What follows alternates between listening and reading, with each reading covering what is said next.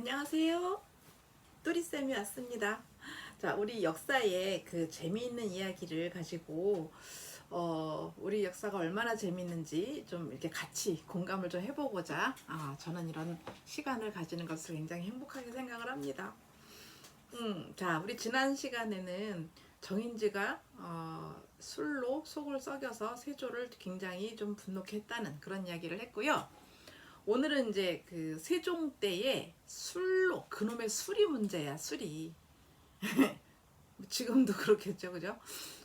그놈의 술이 세종을 얼마나 속을 썩였는지, 그 신하들이 어떤 신하들이 있는지 이런 이야기들을 좀 해보겠습니다. 그 세종 때에는 이 그 고위 관리들이 술을 좋아하는 사람들이 굉장히 많았어요. 그런데 이제 세종도 사실은 술을 마실 줄은 알죠. 세종 술 좋아합니다. 그런데 한 번도 술 가지고 실수해 본 적은 없어요. 세종은 이제 얘기를 하죠. 공자도 사실은 술을 어떤 제한을 두고 마신 거는 아니다. 하지만 한 번도 술에 취해서 비틀거려 보거나 좀 중심을 잃거나 이래 본 적은 없다. 그러니까 유학자라면 당연히 술을 뭐 좋아하고 마시는 거는 아무것도 아니죠. 그렇죠? 그럴 수 있죠. 그런데 술 때문에 실수하는 그것은 아닌 것 같다라고 세종은 얘기해요. 그래서 본인도 기분 좋게 한 잔 내지 반 잔 마시는 것을 추천을 한다는 거죠. 자, 그런데 이 신하들은 그게 아니었나 봐요. 그래서 이제 그 해마다 연말이 되면 요즘도 12월 말 정도가 되면 12월 달 요즘은 말도 아니더라고요. 12월 초부터 막 송년회가 막 열리죠. 그쵸? 그 송년회가 조선시대 관리들도 있었어요. 자, 이 조선시대 때 송년회를 이제 부른 용어가 분리연이라고 그랬어요. 분리연. 분리연?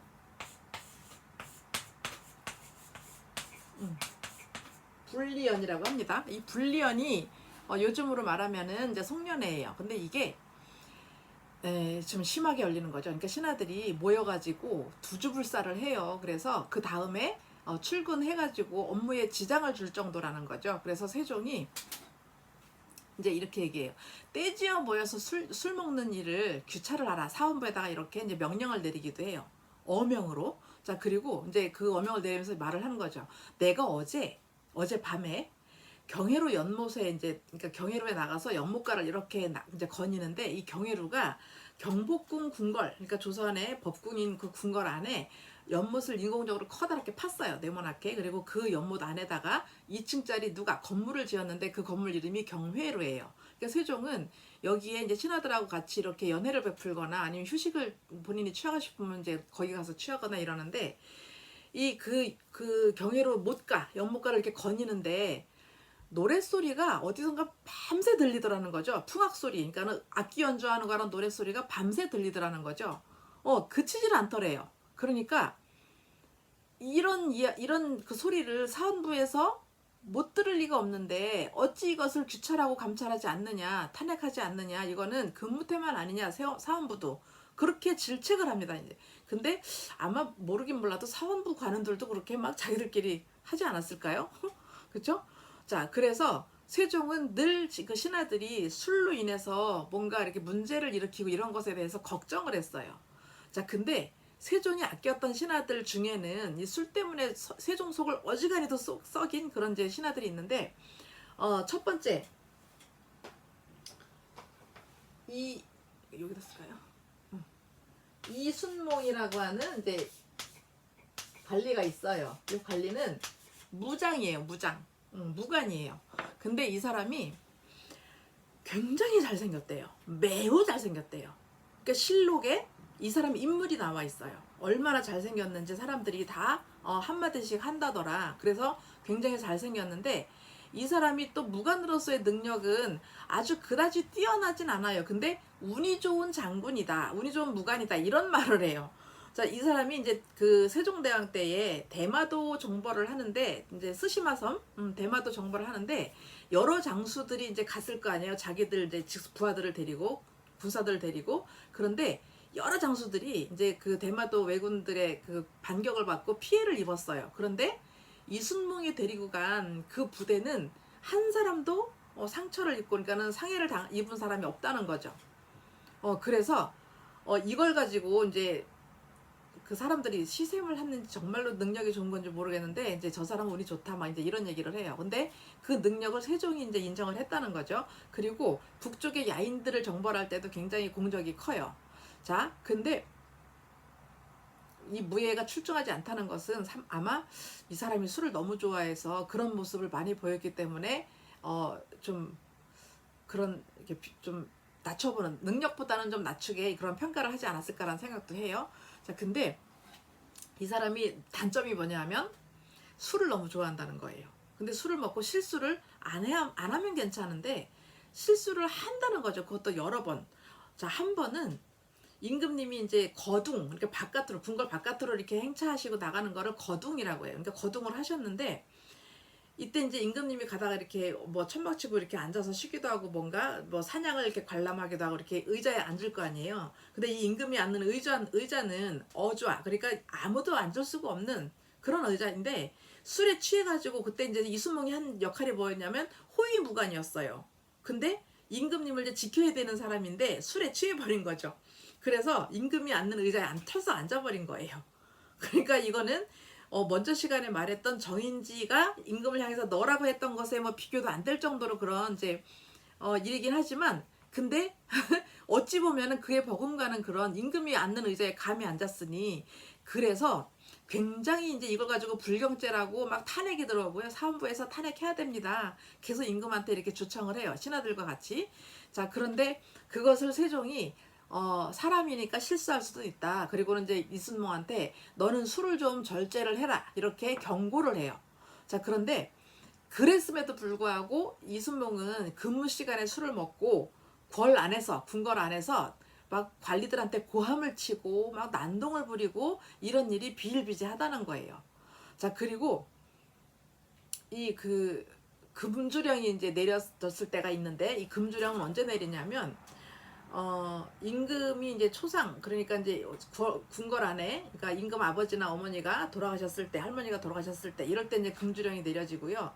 그리고 나라에 이제 가뭄이나 흉년이 좀 많이 크게 왔을 때, 그럴 때도 금주령을 내려요. 그러니까 뭔가 안 좋은 일이 있을 때 이제 금주령을 한다는 거죠.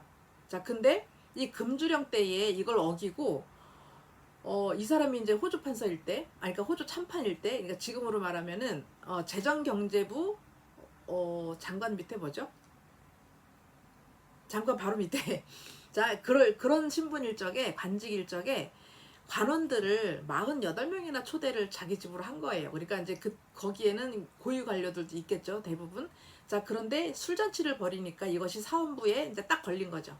그래서 임금한테 이게 보고가 들어가서 이게 문제가 된 적 있어요. 근데 이것도 세종이 이제 제위, 그러니까는 왕위에 오르고 나서 7년째 되던 해에 12월 달이라고 해요. 그러니까 이것도 아마 불리연, 망년회가, 송년회가 아니었을까 이런 생각을 해요. 이런 걸 가지고 세종은 이순몽을, 이제 세종 스타일이 뭐냐면 어지간히 큰 실수가 아니고서는 대부분 다 용서를 해요. 그러니까 이 사람이 맡은 역할이 아주 중요하고 그 자리에 꼭 필요하기 때문에 정말 나라를 뒤집을 만한 그런 뭐 사건 아니고서는 약간의 벌을 주고 그냥 경고만 하고, 그리고 대부분 그냥 관직에 올려서 쓰는 편이에요. 그러다 보니까 이순몽을 얼마나 많이 용서를 했을까요? 그러니까 신하들이 그렇게 탄핵을 막 쏟아내도 세종이 그걸 막아내려 했으니 얼마나 힘들었을까라는 생각이 들어요. 자, 그리고 이제 또 다른 사람이 있는데요. 윤회라는 사람, 참 실록에 여러 번 오르내립니다. 이번에 술 때문에. 이분은 지편전 출신이에요. 세종이 굉장히 예뻐하고 아끼는 특별하게 신경을 쓰는 곳이 지편전이었으니까 이 윤회도 이제 그런 학사니까 어지간히 관심을 받았던 사람이겠죠. 근데 문장이 정말 뛰어나서 세종이 특별히 더 아끼던 사람이에요. 그런데 이제 너무 아끼다 보니까 세자한테, 그러니까 양녕대군 세자를 공부를 좀 가르쳐라. 이제 그래서 이제 세자의 시강, 그러니까 이제 뭐 이렇게 질문을 하고 답을 듣고 시험을 매기고 이제 이런 역할을 하는 스승이 된 거죠. 근데 이제 그 세자가 공부를 같이 이렇게 하는 것을 서연이라고 하거든요. 이 서연 시간에 술 때문에 종종 결석을 하는 거예요. 그래서 세종의 질타를 받고 혼돈하고 하는데 그걸 잘 못 버려가지고 술을 좀 안 먹어야지 하는데 그걸 자꾸 못 버려가지고 굉장히 여러 번 이렇게 결석을 해서 그때마다 혼이 났다는 것도 있고요. 심지어 종묘에, 그러니까 임금님들의 그 조상들이 이렇게 위패가 모셔져 있는 사당이 바로 종묘라고 해요. 근데 이 종묘에 큰 제사를 대제례라고 합니다. 근데 이 종묘 제례 때에 술에 만취해서, 어머, 임금님이 굉장히 왜 그 조상한테 제사 지낼 때는 좀 자기 단속을 많이 하잖아요. 좀 이렇게 옷차림부터 해서 마음가짐부터 굉장히 잘 이렇게 정리를 해야 되는데, 그때 관리가 돼가지고 만취해서 그 제사를 지내는 그 분위기를 완전히 망쳐버린 그런 불경을 저지르기도 해요. 참, 그쵸? 그래서 세종이 그래요. 내가 당신 그 술 때문에 한두 번 곤란을 겪은 게 아니야. 그러니까 경고도 한두 번 내린 게 아니야. 그래서 마시지 못하게 한 것이 정말 그렇게 한두 번이 아닌데 계속해서 그렇게 말을 어기고 마시니 네 주량을 좀 네가 알라. 내가 큰 벌을 내리기 전에 네가 좀 알아서 좀 절제를 하라. 이렇게 얘기를 여러 번 해요. 근데 그럼에도 불구하고 계속해서 이제 술에 만취해가지고 이렇게 실수를 저지르는 거죠. 자, 그래서 세종이 술을 하루에 너 석 잔이나 마시지 마 그랬어요. 그런데 이 석 잔 이상 마시지 말라는 걸 가지고 운용하는 신하들이 굉장히 많거든요. 뭐 맹사정부터 해서 뭐 나중에 송시열부터 뭐 이게 여러 신하들이 그 석잔, 술 석잔, 우리나라 사람들 참 좋아하잖아요. 이 석잔을 굉장히 그 유용을 많이 해요. 그러니까 윤회도 마찬가지로 임금님이 나보고 술 석잔 마시지 말라 했어. 근데 나중에 출근하는 거 보면 또 술이 취해 있거든요. 어떻게 세 잔 마셨는데 취하니? 그러면 옆에 사람이 그래요. 윤회가 마시는 술잔은 그냥 술잔이 아니에요. 세숫대야만 가져, 세숫대야.